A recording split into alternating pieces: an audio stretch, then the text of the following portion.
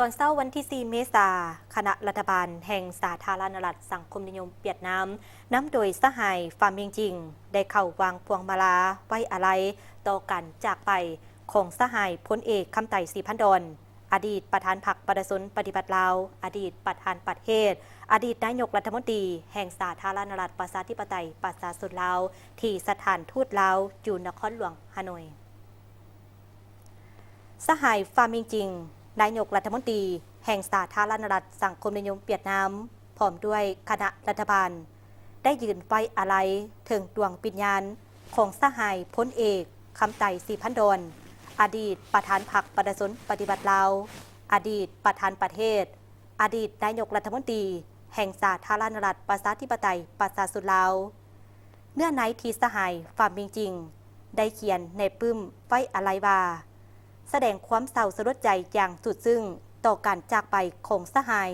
ถือเป็นการสูญเสียครั้งยิ่งใหญ่ของพรรครัฐบาลและประชาชนลาวการนำและประชาชนเวียดนามสูญเสียเพื่อนมิตรผู้ยิ่งใหญ่คนหนึ่งสหายย้ำใดก็พร้อมเสียสละเหือแห้งคงตนเพื่อภารกิจการปฏิบัติของสองประเทศลาวเวียดนามไอ้น้องและสายพัวพันธุ์พิเศษเวียดนามลาวสหายคำไต่ศรีพันดอนแมนการนำหุ่นทำอิฐเป็นนักปฏิบัติผู้ยิ่งใหญ่ที่ได้อุทิศชีวิตของตนให้แก่การปฏิบัติลาวข้าพเจ้าตีราคาสูงต่อการประกอบส่วนอันยิ่งใหญ่ของสหายคำไต่ศรีพันดอน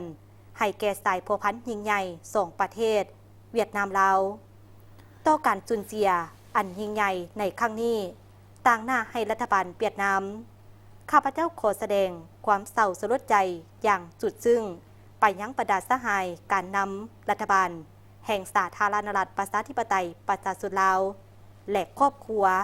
สหายคำไต่ศรีพันดอน